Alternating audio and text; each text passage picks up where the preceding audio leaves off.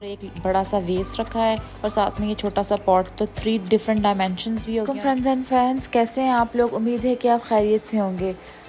तो दोस्तों, ये मैं एक शॉप पर गई थी जिसका नाम है ओलिवर बोनस, जैसा कि आपको टैग से भी पता चल रहा है। तो मैं यहाँ पे पहले कभी नहीं गई, तो जब मेरा फ़र्स्ट टाइम वहाँ का एक्सपीरियंस था तो बड़ा अच्छा मुझे वो लगा, बड़ा कलरफुल सा था। तो मैंने सोचा कि क्यों ना एक छोटा सा वेस लिया जाए।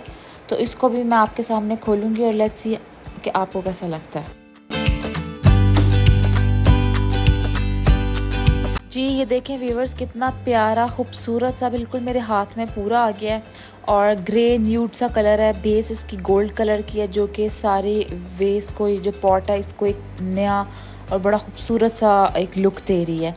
तो मेरा ख्याल है ये घर में किसी भी कोने में और या किसी शेल्फ पे बहुत प्यारा लगेगा। इसको आप किसी आर्टिफिशियल प्लांट के साथ भी यूज़ कर सकते हैं। आर्टिफिशियल से ज़्यादा रियल प्लांट को आप प्रेफर करें, क्योंकि उससे ना सिर्फ जगह खूबसूरत लगती है बल्कि एयर क्वालिटी भी वो इम्प्रूव करता है।